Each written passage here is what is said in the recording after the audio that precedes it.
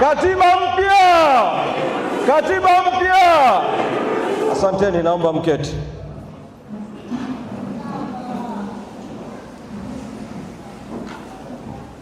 Mheshimiwa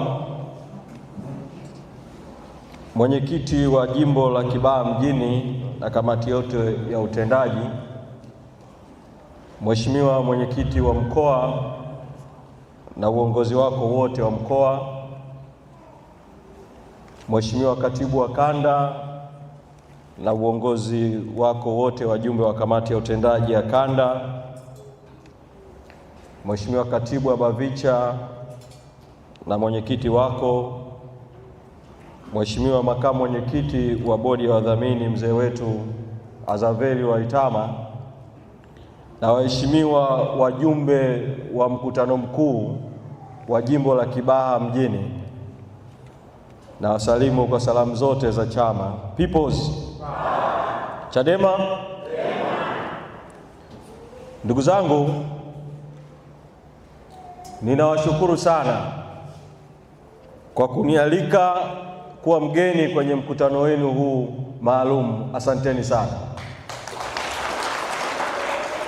Mlinialika siku chache zilizopita,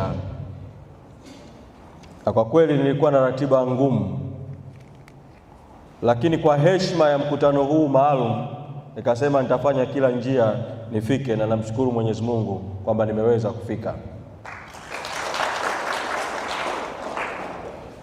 Nimesikiliza hotuba na taarifa ya katibu wa jimbo aliyowasilisha mbele ya mkutano mkuu maalum, na katika taarifa yake, pamoja na mambo mengine, ameeleza juu ya mauaji yaliyotokea Kibaha mwaka 2025 tarehe 29 Oktoba na siku zilizofuatia, pamoja na maumivu ambayo wana Kibaha mlipitia katika kipindi cha uchaguzi haramu wa mwezi Oktoba. Kwa heshima ya waliouawa ambao kamati kuu ya chama katika kikao chake cha tarehe 28 na 29 mwezi Oktoba ilipitisha azimio la kuwatangaza wote waliouawa nchi nzima kuwa ni mashujaa wa haki na demokrasia katika taifa letu. Ninaomba tusimame.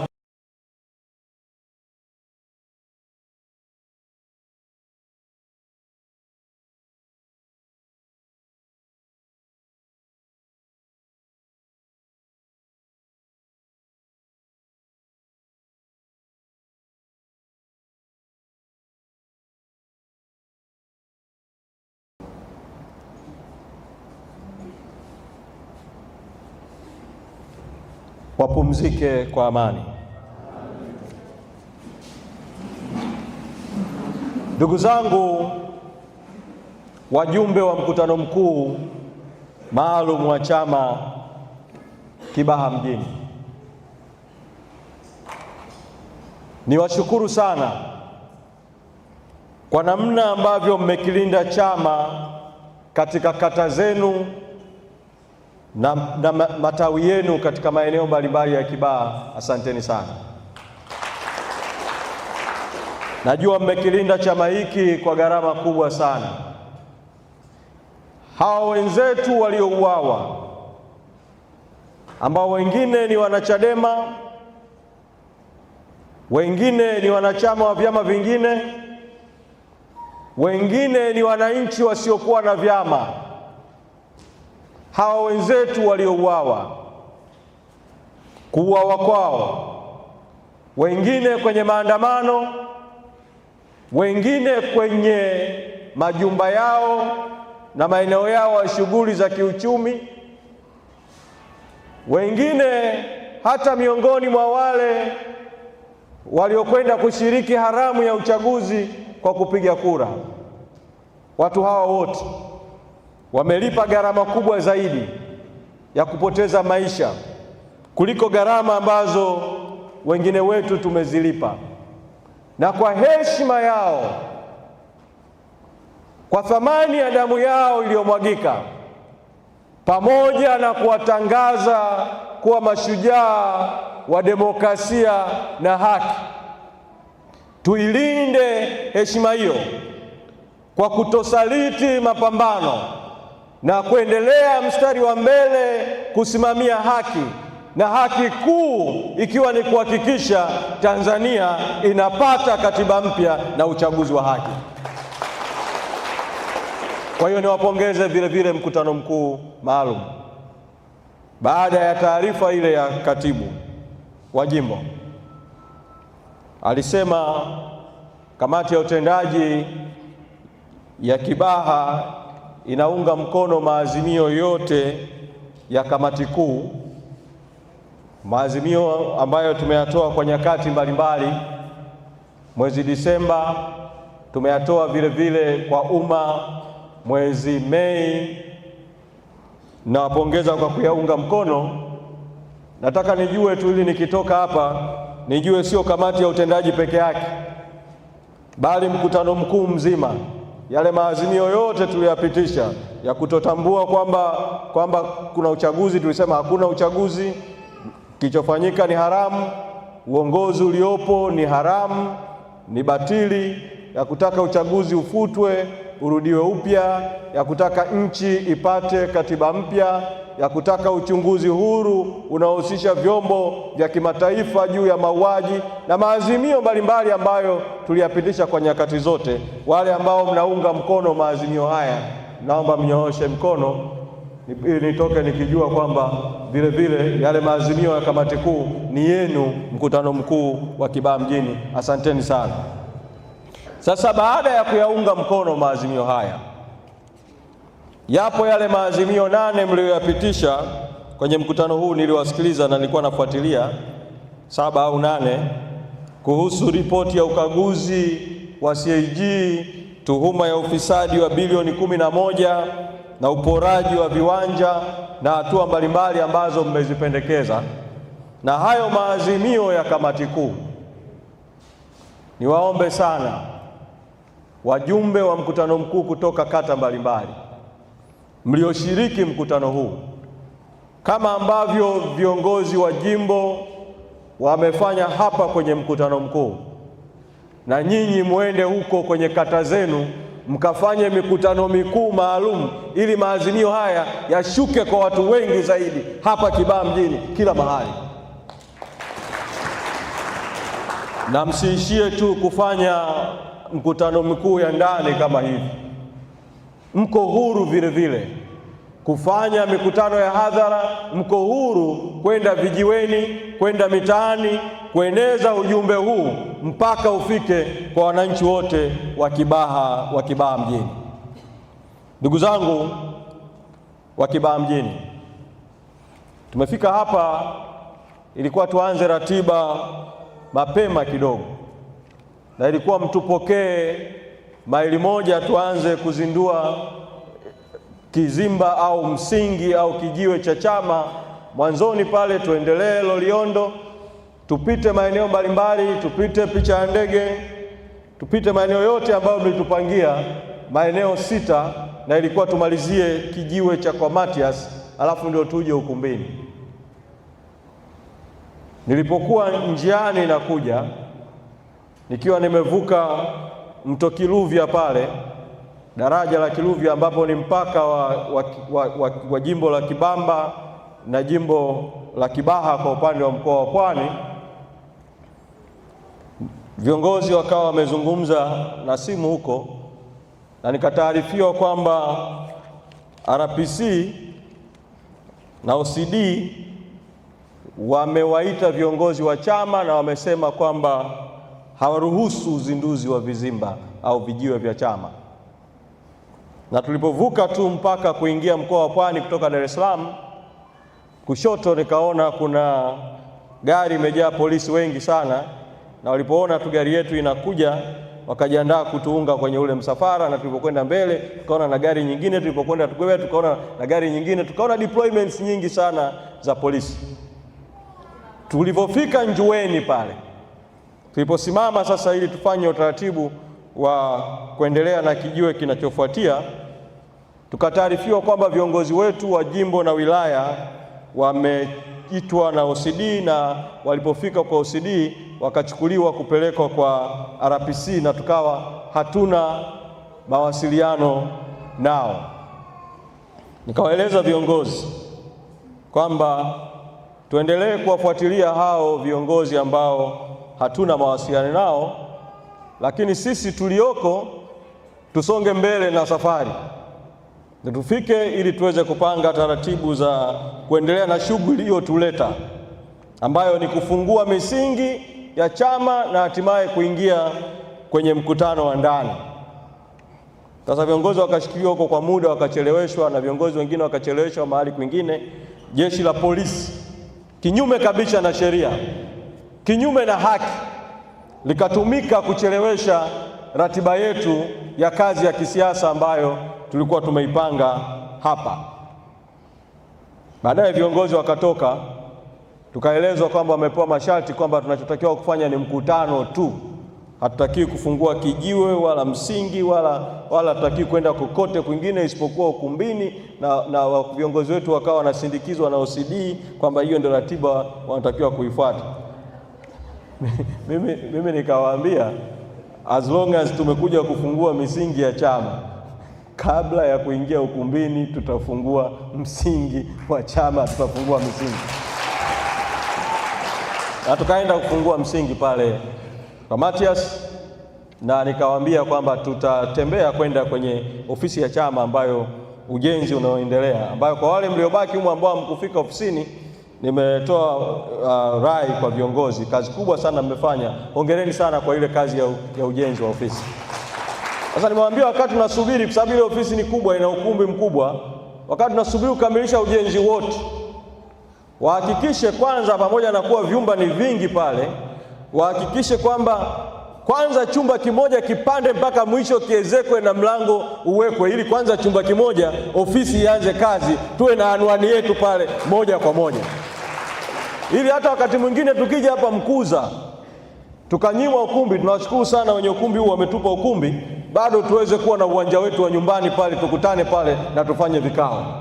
Kwa hiyo tukatembea kwa miguu tukaenda mpaka kwenye ile ofisi, na nashukuru sana. Sasa niseme kwa ufupi sana kuhusu hili la polisi kutumika kinyume cha sheria, kinyume cha haki, kuisaidia CCM na kuisaidia serikali haramu, kukiuka sheria ya vyama vya siasa, kukiuka katiba ya nchi juu ya uhuru wa kujumuika. Ni aibu, na nitawataja kwa majina.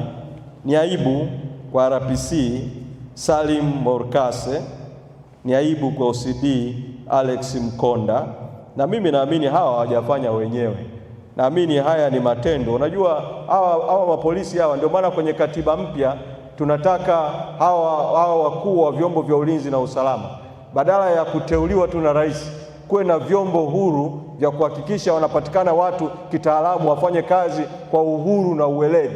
Na jeshi la polisi lifumuliwe, badala ya kuwa police force kwamba inatumia nguvu tu bila kutumia, wakati mwingine hata bila kutumia maarifa, iwe police service kwamba wao wanatoa huduma kwa watu. Tunataka mabadiliko hayo kwenye mfumo wa katiba mpya. Tunaamini hawafanyi wenyewe, kwa sababu huyu RPC na huyu OCD ni wajumbe kwenye kamati ya ulinzi na usalama ya mkoa na wilaya, ambao viongozi wao ni viongozi, mkuu wa mkoa na mkuu wa wilaya, ambao kwa katiba ya CCM ni wajumbe wa vikao vya kamati ya siasa ya CCM.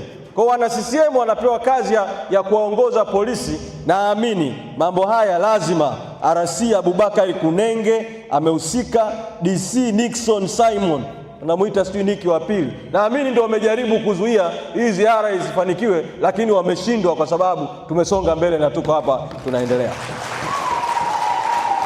Sasa kwa vile vijiwe vitano vilivyobaki, tutashauriana kadiri muda utakavyokuwa tunafanyaje, lakini nataka niseme mwenyekiti Tundu Lissu kule gerezani alituletea salamu viongozi, akatuambia kwamba tunapoendelea na operation katiba mpya Free Tundu Lissu, twende maeneo mbalimbali ya nchi, lakini Dar es Salaam tuisubirishe kidogo, ili akitoka yeye aje kupiga mkutano hadhara Dar es Salaam. Sasa Sasa kwa sababu hiyo hiki kijiwe cha maili moja, naomba nisikizindue hiki kijiwe, kibaki atakapotoka Tundu Lissu ndo aje apeperusha bendera maili moja. Sababu mnakumbuka mtiti wa 2020 walijaribu kumzuia pale Tundu Lissu kwenye mpaka wa Dar es Salaam na Pwani, ikawekwa kambi pale ikaweka kambi kweli kweli pale. Sasa kwa heshima ya ule mtiti wa 2020 pale, kile cha maili moja kile kiachwe mpaka Tundu Lissu atakapotoka. Sasa vinabaki vya Loliondo, picha ya ndege, Kongowe na kwa Mfipa, kwa sababu Mathias kushazindua. Kwa hiyo vingine vibaki hivi, Loliondo, picha ya ndege, Kongowe, kwa Mfipa. Tajadiliana baadaye viongozi, kipi katibu mkuu nikakifungue, kipi msafara nilionao hapa wa Bavicha, viongozi wa Bavicha wakakifungue, kipi tumpe heshima makamu mwenyekiti wetu wa bodi ya wadhamini na mjumbe wetu wa bodi mzee Lwaitama akakifungue. Tutajipanga, lakini cha msingi tu ni kwamba hivi vijiwe vitafunguliwa kwa kadiri ya utaratibu tutakao kubaliana. Lakini pale ofisi yenu pale ya Kibaha, ambayo ndani kuna ofisi ya mkoa, ofisi ya wilaya, ofisi ya jimbo, tulizungumza na mliokuwa pale, tuchague kati ya katibu mkuu niendelee kwenda mbele kwa Ufipa, nirudi nyuma mpaka nifike maili moja alafu mkutano uchelewe huu, au niishie kwa Mathias nizindue msingi ule, lakini tuje kwenye mkutano tufanye hizi ajenda. Walio wengi kwa demokrasia pale wakasema nije hapa, na ndio maana sikurudi tena nyuma kwa Mfipa, nikaja hapa tuendelee na hii kazi iliyoko mbele yetu.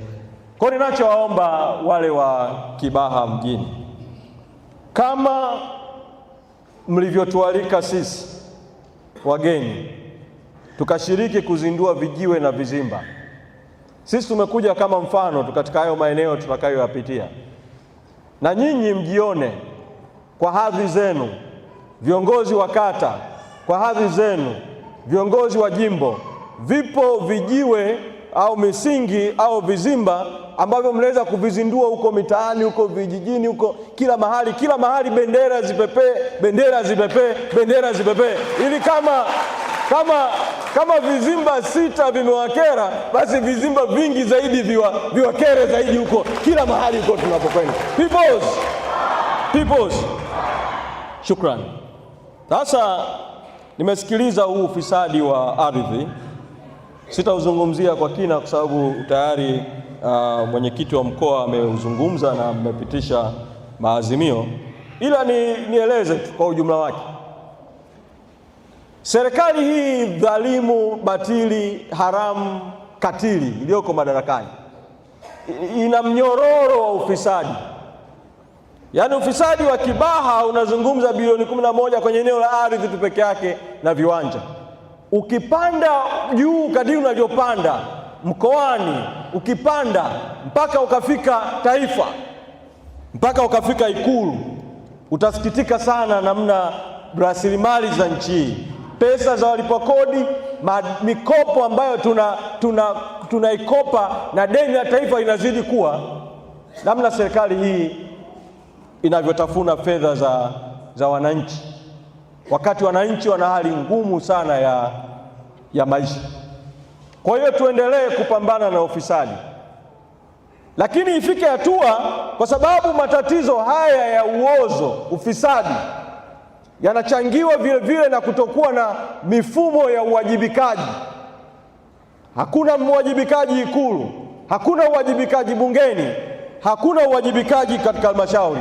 Haya yote yaendelee kutupa hasira, uchungu, lakini uliojaa ujasiri wa kuendelea kupambana mpaka tuiondoe CCM na serikali yake madarakani.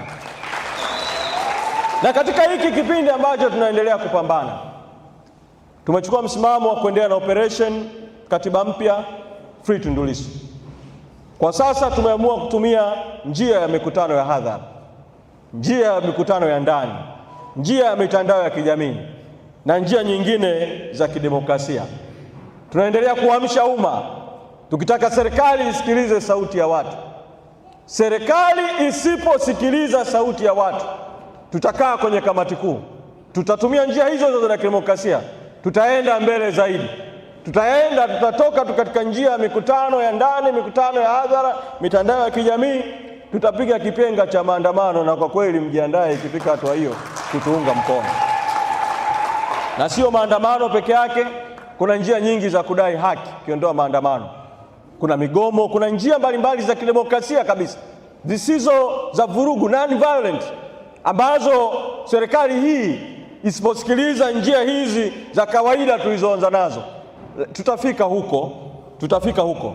Duniani kuna msemo mmoja unasema no representation no taxation, kwamba kama hakuna uwakilishi, kuna sababu gani ya kulipa kodi? Kuna sababu gani ya kuendelea kufadhili udhalimu? Kwa yani unalipa kodi kwa ajili ya askari wa kukuzuia unapokwenda kufanya shughuli yako ya kisiasa baadaye ya kukulinda. Unalipa kodi kwa ajili ya askari kupiga risasi kuua raia. Unalipa kodi ya kukuua. Haya tutahitaji kuyatafakari na kuyafanyia maamuzi. Ninachowaomba ni msirudi nyuma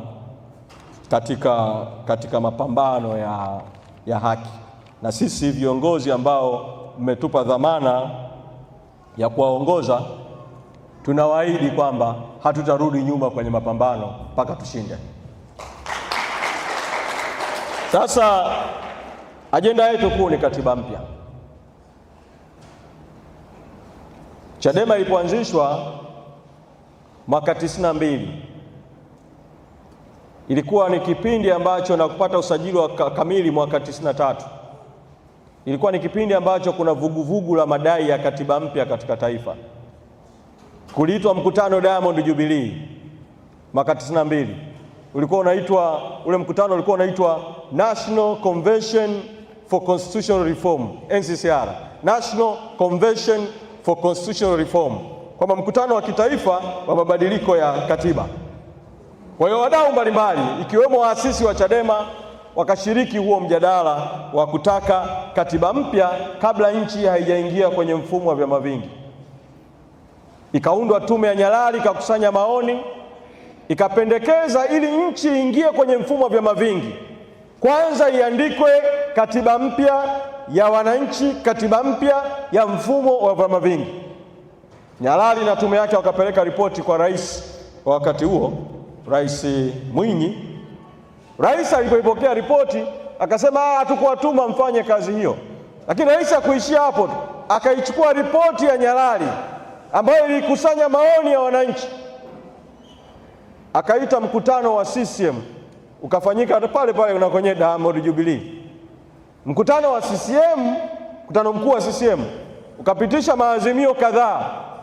Moja ukasema, kwa sababu ya wakati huo ushawishi wa Mwalimu Nyerere kwamba na matakwa ya dunia wakati huo inakwenda kwenye mfumo wa vyama vingi, na maoni ya walio wengi, kwa sababu 20% walisema wanataka mfumo wa chama kimoja, kwa sababu tu walishaishi chama kimoja muda mrefu, 80%, 20% wakasema vyama vingi. Lakini wale 80% waliotamka chama kimoja wakataka mabadiliko makubwa ya kikatiba na kisheria ambayo huwezi kuyafanya bila mfumo wa vyama vingi.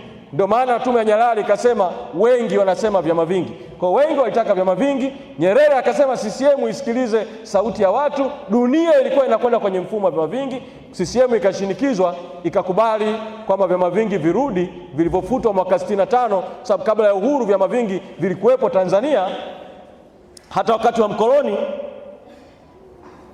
Lakini CCM hiyo ikapitisha azimio kwenye huo mkutano mkuu wa CCM kwamba katiba mpya hapana. Alafu bunge likaitwa lirekebishe katiba iliyopo ya mwaka 77, katiba iliyoandikwa wakati wa kuunganika kwa TANU na ISP. Kamati iliyoandika katiba ya CCM ndio ikageuzwa ikawa kamati ya kuandika katiba ya nchi. Mwaka huo 77 ikaandika katiba ya CCM, katiba ya serikali yenye mfumo wa kiurais wa kifalme, katiba ya serikali yenye mfumo wa chama kimoja, mfumo usiokuwa huru, kutokuwa na taasisi huru, hakuna tume huru ya uchaguzi, hakuna mifumo ya haki. Kamati iliyoandika katiba ya CCM ikaandika katiba ya nchi, ikapitishwa. Walichokifanya 92 wakaingiza tu maneno vyama vingi pale, lakini mfumo wa katiba ikabaki ile ile kimsingi, ya mwaka 77 kwa sababu ya azimio la CCM. CCM iliyokataa katiba mpya mwaka 92, CCM haiwezi ikapita ikiwadanganya Watanzania kwamba yenyewe ndio ina ajenda ya katiba mpya. Sasa baadaye, nasema kwa ufupi tu, hapo katikati kuna mapito mengi yakapitia, lakini baadaye Chadema na vyama vingine vikaendelea kuibeba ajenda ya katiba mpya. Toka mwaka 92, 93 tumepata usajili kamili, ikaongezewa nguvu tukadiri miaka inavyokwenda. Mwaka 2005 Chadema ikaongoza nguvu zaidi kwenye swala la katiba mpya. Wakati ule ilani yetu ya uchaguzi, utangulizi wake na ndani ya ilani tulisema mabadiliko ya kweli hayawezi kuletwa na chama kile kile chenye ufisadi ule ule kikiongoza yale yale. Wakati ule Kikwete amekuja na ajenda ya ari mpya kasi mpya, eti kwa ari mpya na kasi mpya. Tukasema lazima kwanza nchi ipate mabadiliko ya mfumo wa utawala. Mgombea wetu wa urais wakati huo akazungumza kuhusu sera ya majimbo kama sehemu mabadiliko ya mfumo wa utawala, katiba mpya ya shirikisho la serikali tatu. Wakati huo mgombea alikuwa Freeman Mbowe. Mwaka 2010 hapo katikati tukasukuma sana ajenda ya katiba kwa namna fulani. 2010 tukaongeza nguvu zaidi kwenye kudai katiba mpya, tukaingiza kwenye ilani ya uchaguzi ya CCM wakati huo ya Chadema. Wakati huo CCM ilani yake haina katiba mpya, kwamba ndani ya siku 100 za kuingia madarakani rais wa Chadema ataanzisha mchakato wa katiba mpya. Wakati huo mgombea wetu alikuwa Dr. Slaa. Ajenda ya katiba mpya ikawa kubwa sana kwenye kampeni. Baada ya uchaguzi ule wakaiba kwa mara nyingine tena uchaguzi, kaanza shinikizo la kutaka katiba mpya, maandamano ya katiba mpya, watu wakauawa Arusha kule kwa sababu ya maandamano ya kudai mfumo wa uchaguzi wa haki. Kabla yake tukatumia vile vile maandamano maeneo mengine, mikutano, na wengine wakati huo tulikuwa tumeshinda, tumeingia bungeni pamoja na tume kutokuwa huru kwa shinikizo, kapeleka hoja binafsi ya kutaka mchakato wa katiba uanze. Kwa shinikizo la nje la mikutano, maandamano, shinikizo la bungeni la hoja binafsi ya katiba mpya, Rais Kikwete akapora mchakato wa katiba, akasema sasa serikali inaandika katiba mpya. Lakini akatengeneza sheria mbaya ya uandishi wa katiba. Tume ikakusanya vizuri maoni, tume ya Warioba ikatengeneza rasimu ya kwanza, ikaletwa kwenu kwenye mabaraza ya katiba, watu wakatoa maoni, baadaye ikatoka rasimu ya pili. Tatizo likawa kubwa sasa tulipofika kwenye bunge maalum la katiba. Mimi nilikuwepo wakati huo 2013, 14 mpaka 15, wakati huo nikiwa mbunge wa jimbo la Ubungo. Tumefika kwenye bunge maalum la katiba, tunaambiwa sasa kwanza tutengeneze kanuni za bunge maalum. Kwenye mchezo tu wa kutengeneza kanuni tukaona kuna njama, kwa na mjadala nani aanze kuhutubia bunge maalum la katiba, kati ya Rais Kikwete na mwenyekiti wa bunge maalum la katiba kwa anayewasilisha rasimu pamoja na vitabu na kadhalika. Kwa na mjadala mkali sana, kura hiyo ya wazi au ya siri. Kwa na mjadala mkali kwanza, kama bunge lazima lipate hati ya muungano. Dalili sionekana wazi, kwa sababu kabla hatujaingia kwenye bunge maalum la katiba, CCM kama ilivyofanya mwaka 92 kwamba kabla ya mchakato wa marekebisho ya katiba CCM inakaa. CCM ilikaa kikao cha halmashauri kuu ya CCM, ikapitisha uamuzi kwamba rasimu ya Warioba inapingana na sera za CCM, ikiwemo kuhusu muundo wa muungano. Kwa CCM ikasema wajumbe wake wote kwenye bunge maalum wakatae rasimu ya Warioba, wakatae maoni ya wananchi, wapitishe, na wakatengenezewa mpaka mwongozo wa kuchakachua kifungu kimoja, ibara moja baada ya nyingine kwenye katiba. Kwa hiyo kimsingi, kwa ufupi tu, kwa sababu ya heshima ya muda wa mkutano wenu mkuu, tulipoingia kwenye bunge maalum CCM walikuwa na maelekezo. Sasa walikuwa wengi kwa sababu wabunge wote walikuwa sehemu ya bunge, kwa wakawa na wingi. Wajumbe wote wa baraza la wawakilishi walikuwa sehemu ya bunge, wakawa na wingi. Alafu kuna lile kundi la watu waliitwa 201 wa makundi maalum, lakini sheria ya katiba ikawa mbovu, ikasema wanapendekezwa na makundi lakini wanateuliwa na rais. Matokeo yake Rais Kikwete akaitumia vibaya hiyo sheria, watu wakiwakilisha makundi, wakulima, wafanyakazi, makundi mbalimbali, wakaletwa tena watu wengine wengi zaidi wa CCM. Yaani ikafikia hatua mpaka wakamleta mtu anaitwa mwakilishi wa waganga wa kienyeji. Alafu mwakilishi mwenyewe ni nani? Kingunge Ngombare Mwiru, alikuwa katibu mwenezi wa CCM na waziri wa CCM, eti nawakilisha waganga wa kienyeji kwenye bunge maalum la katiba. Kwa hiyo wakavuruga mchakato wa katiba. Sasa kamati kuu imepitisha uamuzi kwamba Ripoti ya Chande inasema katiba mpya mpaka 2028. Rais Karamu ambaye si mtumtambui, wakati anaipokea ripoti ya Chande akakubaliana nayo. Ripoti ya Chande ikasema wataunda kamati ya wataalamu kukwamua mchakato wa katiba. Rais akasema ataunda tume ya maridhiano kukwamua mchakato wa katiba, lakini wote wanazungumzia kuhusu 2028. Kamati kuu ya chama imekaa imesema hatuko tayari kusubiri mpaka mwaka 2028, tunadanganywa, tunataka mchakato wa katiba mpya uanze sasa.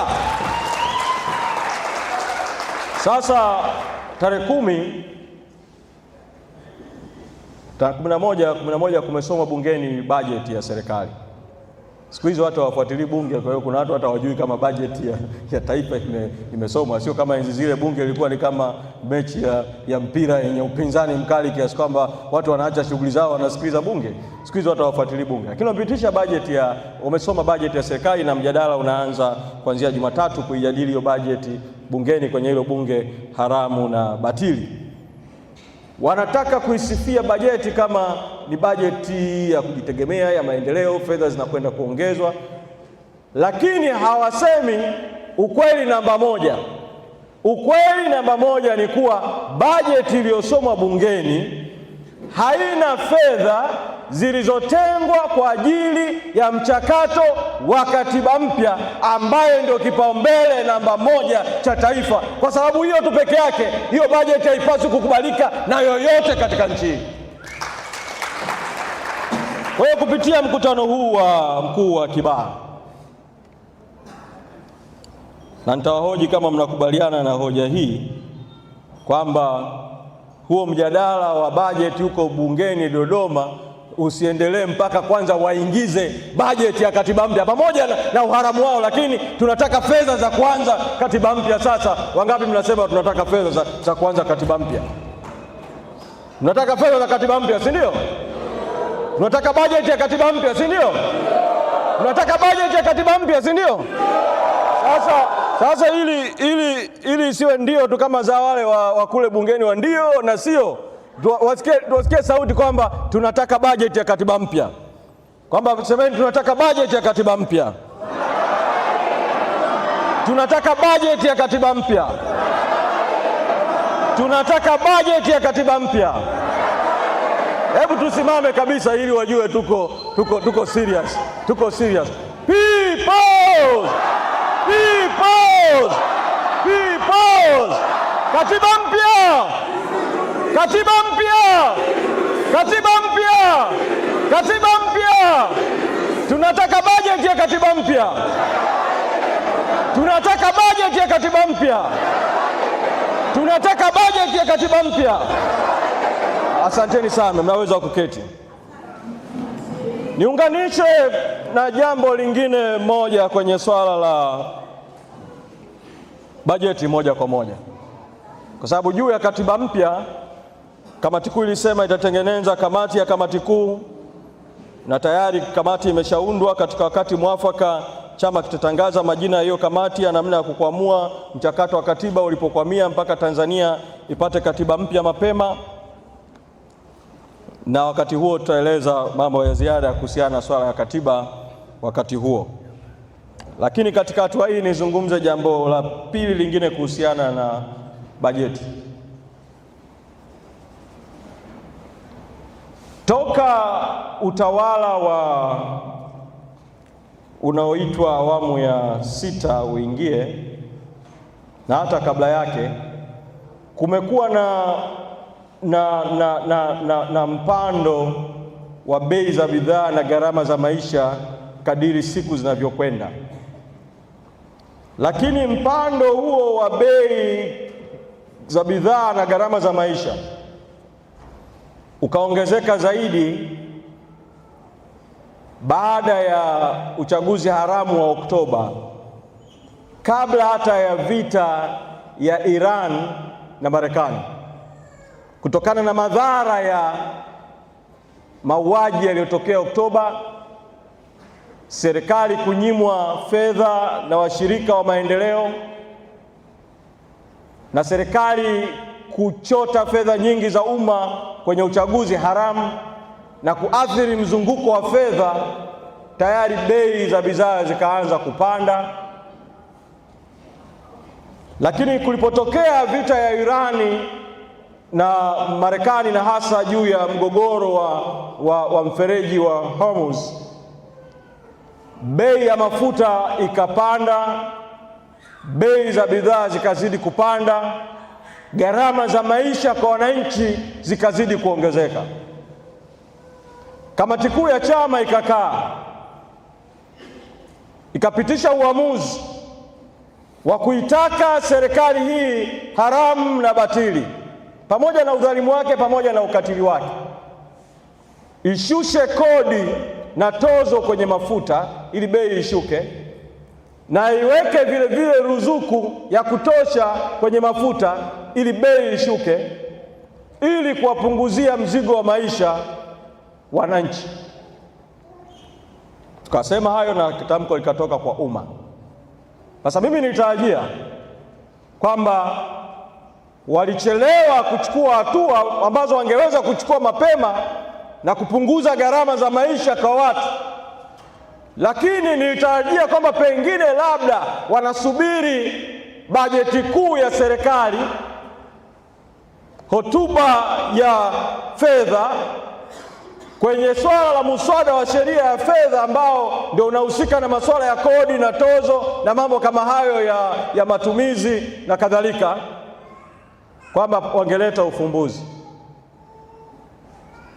Lakini huwa sipendi sana kwa bunge hili haramu na dhalimu kulifuatilia na kusikiliza, lakini nilikaa nilisikiliza hotuba ya waziri huyo waziri haramu na batili.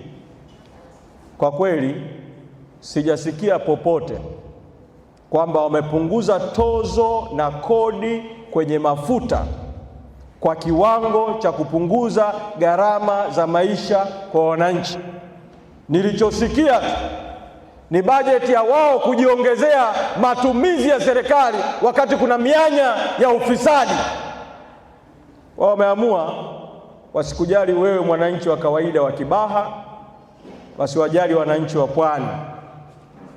Sasa pamoja na kuua watu Oktoba, hawajali hata maisha ya watu. Sisi tunarudia tena kuwataka kwamba katika huo mjadala unaoendelea Dodoma, pamoja na uharamu na ubatili wa hilo bunge, tunawataka washushe tozo na kodi kwenye mafuta na waongeze ruzuku, bei ya mafuta ishuke, gharama za maisha zishuke kwa wananchi. Sasa Kibaha mjini, wale ambao mnakubaliana na hili takwa la umma kwa kweli huko mtaani, naomba vidole viwili juu, hili nalo liwe la wananchi, kwamba tunataka bei ya mafuta ishuke, tunataka bei ya mafuta ishuke. Asanteni sana ndugu zangu wa Kibaha. Nimesikia katibu wa kanda akizungumza kuhusu swala la maji ambalo wengine tulipokuwa huko bungeni ndio ilikuwa kati ya mambo tunayozungumza sana. Katibu wa kanda, Dar es Salaam hii ina vyanzo vya maji, ukiondoa Ruvu Juu, Ruvu Chini, chanzo cha mto Kizinga kule Temeke na visima vya kawaida mtaani. Pwani yenu hii Kibaha hii na mkoa wenu huu wa Pwani na mkoa wa Dar es Salaam jirani yenu, chini ya ardhi hii, kuanzia eneo la Kimbiji Kigamboni mpaka Mpera Mkuranga, kuna maji masafi chini ya ardhi sawasawa na maji ya nusu ya maji ya Ziwa Victoria. Kwa ukitumia chanzo cha maji tu cha Kimbiji na Mpera, Dar es Salaam hakukupaswa na pwani yote. Maana sasa DAWASA inahudumia, pamoja na kuwa inaitwa Dar es Salaam Water Sewage Authority, inahudumia eneo lote la maeneo kadhaa ya pwani. Dar es Salaam hakupaswa kuwa na shida ya maji kabisa, kama ukitumia tu chanzo cha Kimbiji na Mpera. Lakini hizi shida nazozungumza za Ruvu Juu na Ruvu Chini, 2013 tuliwaambia kwamba kuna shida hiyo itaendelea. Jengeni bwawa la Kidunda Morogoro hapo, ili wakati wa masika maji yanazuiwa, wakati mwingine maji yanatiririshwa. Dar es Salaam hakupaswa kuwa na shida ya maji. Yaani hata ya Ruvu Juu, Ruvu Chini yangekuwa hayapo, ya Kimbiji na Mpera, ya Rizini yangekuwa hayapo, Jirani yenu hapa pwani tu hapa kuna bahari. Nchi za Uarabuni zina jangwa, zina maji safi kwa sababu wanaondoa chumvi kwenye maji ya bahari, watu wanaishi. Sisi shida yetu ya maji mijini na vijijini, Pwani na Dar es Salaam, ni shida ya serikali yenye uongozi mbovu ya CCM, na tiba yake tuwaondoe madarakani. Na tuwaondoe madarakani kwa sababu kuna sababu za ziada sana za hasa nyinyi watu wa Pwani ambao naamini mnaweza nikubaliana na wewe mwenyekiti wa mkoa. Yaani kama tuliweza kushinda Kibamba, Ubungo, tunadai tume huru, tutadai katiba mpya, lakini mimi imani yangu inaniambia kwamba hii Kibaha yote, si Kibaha mjini, si Kibaha vijijini, yani uchaguzi ukirudiwa hapa mnashinda kabisa kirahisi sana. Sasa mtakapoongoza Kibaha mjini na vijijini na mkoa wa Pwani, kuna jambo moja alizungumzwa sana kuhusu mkoa wenu, la rasilimali yenye thamani kubwa sana iliyoko katika mkoa wenu. Mkoa wenu huu wa Pwani, Mkuranga, Kibaha, kuna gesi, kuna gesi na hata kuna pengine uwezekano wa mafuta, lakini la gesi la hakika, kuna gesi. Kwa katika hii migogoro yenu ya ardhi, kuna baadhi ya maeneo watu wanaondolewa kimkakati kwa sababu watu wanajua ramani za rasilimali, wanajua hapa kuna gesi, hapa kuna utajiri. Kwa hiyo unaposikia mgogoro wa Lindi, Mtwara kuhusu gesi, Pwani usikii mjadala wa gesi, sababu si watu wengi wanajua kwamba mkoa wa Pwani una gesi ardhini. Nataka kuambia nini? Teteni sana rasilimali za mkoa wa Pwani, kwa sababu mna utajiri mkubwa ambao huko mbele tunapokwenda, hata nyinyi wenyewe mtashangaa kama hii Pwani ndio iko hivi au Pwani inaweza kufikiri hivi. Mna mkoa ambao una fursa nyingi sana, na Dar es Salaam hii imekwisha ungana na Pwani. Dar es Salaam imeshaungana na Bagamoyo, yani kwa maana kuungana kabisa, majengo yameshaanza kuungana. Dar es Salaam imehamia Bagamoyo, Dar es Salaam imehamia Kibaha mjini, Dar es Salaam imehamia Kisarawe, Dar es Salaam imehamia Mkuranga, Dar es Salaam inazidi kuingia Pwani. Kwa kama Dar es Salaam inaingia Pwani, na Pwani ndio kwenye ardhi bado ukilinganisha na Dar es Salaam yenyewe, Chadema ikiongoza wananchi katika kutengeneza mipango kabambe ya Pwani, mkoa wa Pwani utakuwa mkoa mzuri na watu wake watakuwa na maendeleo makubwa yaliyopangwa vizuri kuliko Dar es Salaam ya mbele huko. Kwa sababu hiyo, rai yangu kwa Kibaha mjini, kwa wilaya Kibaha, mkoa wa Pwani, muifikirie Tanzania ya sasa ya Pwani, lakini muifikirie vile Tanzania ya kesho na kesho kutwa, kwa sababu hapa mnapopaona, pengine nilikuwa napita baadhi ya maeneo, naona bado mpaka baadhi ya maeneo Mkuze yana nyumba za udongo, alafu nikifikiria thamani ya rasilimali zilizoko chini ya ardhi na maeneo mengine katika eneo lenu hili, fursa ya kibiashara, fursa ya bandari Bagamoyo hapo, na fursa nyingine, na fursa za Mkuranga nyingi sana za Kisarawe, ninaona mkoa ambao ndio maana watawala wa Pwani wanatumia nguvu kubwa kuanza kuizuia Chadema hapa. Wanalinda maslahi yao, wala sio maslahi ya nchi.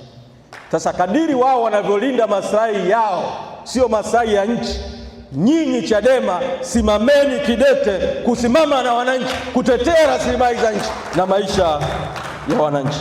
Kwa hiyo niwapongeze sana kwa kweli, nisichukue muda mrefu zaidi, nihitimishe na mambo machache tu ya kumalizia. Mengine pengine tutazungumza wakati mwingine, kwa sababu kuna mengi tungezungumza, lakini kwa heshima ya muda mengine nitayaacha pembeni. Nihitimishe kwa kuendelea kuwasisitiza kushuka chini kwenda kufanya vikao. Chama ni vikao, chama ni mikutano. Mikutano ya hadhara sawa, muhimu ifanyike, lakini mikutano ya ndani kama hii na yenyewe ni muhimu kama ilivyo mikutano ya hadhara, kwa sababu hii ndio ambayo ujenzi wa chama ndani unafanyika. Sasa leo kwa sababu polisi wametuvurugia ratiba, sijapata fursa. Kwa kawaida huwa nikija kwenye mkutano mkuu kama huu siwasikilizi viongozi tu wa mkoa, jimbo, wilaya. Huwa nataka nisikilize viongozi wa kata wanasema nini kuhusu kata zao na masuala ya wananchi huko kwenye kata zao. Lakini leo hiyo fursa itakosekana, lakini ninawaomba kama kuna ambaye alikuwa na jambo ambalo alipanga kumweleza katibu mkuu wa chama akifika Kibaha kwa baada ya kusikia kama nitakuwa mgeni rasmi, na kuandikia kwenye mkutano huu kinachomlenga katibu mkuu, wewe utakusanya, tutaniletea kama yalivyo, mimi nitasoma, na utaunganisha yote utaniletea. Kwa hiyo naomba utaje namba yako ya simu. Namba yako ya simu? Namba yangu ya simu ni 0748 008622. Naomba urudie tena, soma taratibu namba yako. 0748 008622. Shukrani. Katibu, unaweza uketi. Pamoja na kuwa wengine mtaandika, lakini nitaomba mwanamama mmoja, mzee mmoja na kijana mmoja. Kwa hiyo kwanza nianze na wazee. Kama kuna mzee angependa kusema neno, wazee. Kama wazee kijana hivi. Okay. Nitamani ningempata mzee kweli kweli, lakini kwa sababu kuna wazee ambao ni wazee kiasi, naomba wewe nadhani ni mzee kuliko huyo mwingine. Kwa kuangalia inawezekana sio sawa sawa. Naomba usogee uje hapa tu hapa. Usogee hapa mbele. Alafu nitoe nafasi kwa wakina mama. Kwa wakina mama, kama kuna kiongozi wa wanawake kutoka kwenye kata yoyote au wa chama mwanamke, naomba nitoe nafasi vile vile kiongozi mwanamama kama yupo ambaye angependa kusema jambo mbele ya katibu mkuu na mbele ya mkutano mkuu. Hakuna katika wakina mama, au ndio huyu anayekuja mbele hapa? Hapana, huyu anakuja kumuona mtu mwingine. Okay. Kwa nafasi ya wakina mama imekufa kwa sababu wakina mama wameamua kubaki nayo moyoni yale walikuwa wanayasema, pengine wamesikiliza kwenda kuyafanyia kazi. Nafasi ya vijana, mimi naamini kwamba sauti ya mzee kama huyu inapaswa ifike kwa wazee wenzake vile vile, wastaafu wa mifumo, wastaafu wa serikali na hata wazee ambao wako bado ndani ya serikali na wako ndani ya mamlaka, wasikie sauti ya wazee wenzao na watumie nafasi yao vile vile ya uzee kuhakikisha Samia Suluhu Hassan na vyombo vya dola vinavyomdanganya Samia Suluhu Hassan, hasa idara ya usalama wa taifa, kwamba kumshikilia Lissu ni kuidhibiti Chadema, kushikilia Lissu ni kuwadhibiti wananchi, kumshikilia Lissu ni kuponya hasira ya wananchi juu ya mauaji ya Oktoba. Wazee wamweleze ukweli kwamba kinyume chake, kumshikilia Lissu ndio wanaongeza hasira zaidi kwa wananchi. Sasa hasira ina kawaida ya kujaa. Chupa ya hasira ikijaa na mfuniko wake ukawa wazi, au glasi ya bilauri ya hasira ikijaa na ikawa wazi, huwa ina kawaida ya kutoka kwa namna yake au kuanguka. Anguko ambalo taifa letu liliangukia Oktoba 2025 ni matokeo ya mkusanyiko wa uchungu na hasira, kuanzia wakati wa madai ya katiba mpya 92. Mkusanyiko umeendelea, wizi wa uchaguzi kwa nyakati mbalimbali, mauaji ya watu Zanzibar kule 2001 tarehe 26 na 27 Januari, na Dar es Salaam na Tanga. Hasira zimeendelea tu. Mauaji yaliyofuatia baadaye 2011 hasira zimeendelea tu. Uporaji wa uchaguzi nyakati mbalimbali, serikali za mitaa 2019, serikali za mitaa 2024, hasira zimeendelea. Hasira hizo zikajidhihirisha Oktoba. Sasa badala ya kutibu hasira, waliosababisha hasira ya umma wanaongeza hasira zaidi kwa kumshikilia Tundu Lissu. Nataka kuwaambia sisi viongozi tumepewa dhamana ya kukiongoza chama, lakini sisi viongozi sio chama. Chama ni wanachama, si ndio? Sisi ni tuna dhamana tu. Kamati kuu yetu ina dhamana tu kwa niaba ya wanachama. Kamati kuu kwa sasa imewaambia wanachama kwamba tufanye operation katiba mpya free Tundu Lissu, na nitazungumzia hii sequence kidogo. Tufanye mikutano, tufanye kila njia, tuamshe umma, tukiamshe chama kama hatua ya kwanza. Tumewaambia hivyo. Tunaambia watawala wasikilize sauti ya kamati kuu na wasikilize sauti ya wananchi. Tunachoahidi, watawala wasipoisikia hii sauti katika wakati mwafaka, tutawatangazia ratiba ya maandamano na njia nyingine za mapambano ya haki. Sasa mmezungumzia kwamba nini kitangulie, free Tundu Lissu au katiba mpya. Mwingine angeweza akasema ni hadithi kama ya kuku na yai, kipi kitangulia, kuku au yai? Mimi mtizamo wangu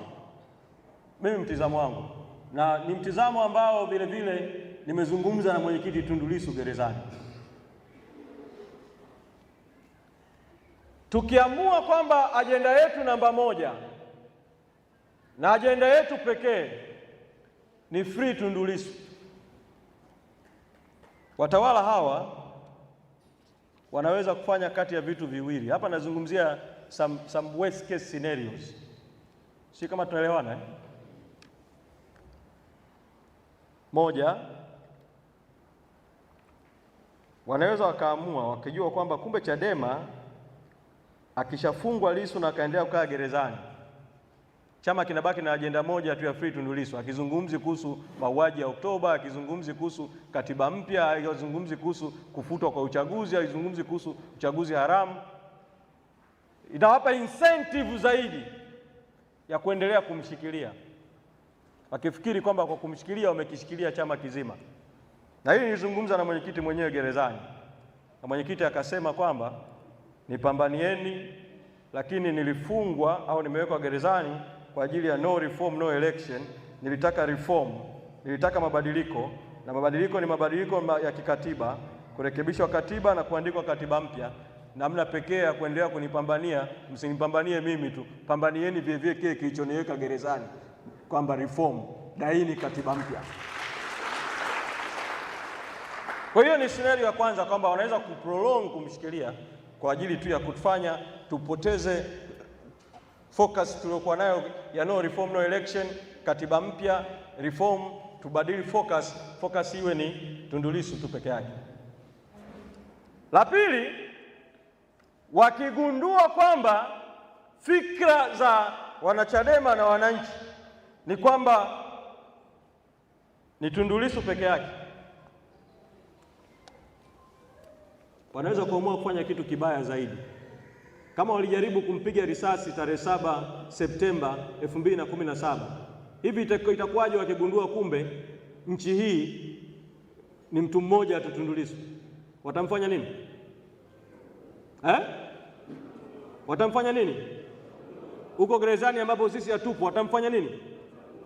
Au huko wanapompeleka ambapo sisi hatupo watamfanya nini? Sasa katika hali kama hiyo, kumlinda Tundu Lissu na kuhakikisha kwamba anatoka salama ni kuwafanya wajue kwamba kuna wakina Tundu Lissu kila mahali. Kuna Tundu Lissu wa Kibaha mjini, kuna Tundu Lissu wa Kibaha vijijini, kuna Tundu Lissu wa Mkuza, kuna Tundu Lissu wa Picha Ndege, kuna Tundu Lissu wengi sana. kiasi kwamba waseme sasa tuna sababu gani ya kuendelea kumshikilia huyu Tundu Lissu mmoja wakati kuna Tundu Lissu wengi zaidi? Tumtoe tu ili akaungane na wakina Tundu Lissu wenzao waendelee na huo Tundu Lissu wanaoendelea nao. Kwa hiyo twende na yote mawili, twende na katiba mpya, twende na Free Lissu, lakini yako mawili mengine lazima twende nayo. Twende na kutaka haki, ukweli, uwajibikaji juu ya mauaji ya mwaka 2025, na twende kwenye kuendelea kuilinda hii taasisi. Tufanye tone tone, tufanye Chadema Digital, tufanye Stronger Together, kwa sababu hii taasisi hiyo ndio inabeba matumaini ya wananchi huko mtaani, ili hata tukitangaza kipyanga cha maandamano kila mahali mwe mmejiandaa na hawatatuweza. Asanteni sana na Mwenyezi Mungu awabariki sana. Shukrani sana. Hii pause. Wangapi mnakubaliana twende na ajenda zote mbili, katiba mpya na Free Tundu Lissu? Vidole. Katiba mpya! Katiba mpya! Katiba mpya! Asanteni sana na Mwenyezi Mungu awabariki sana.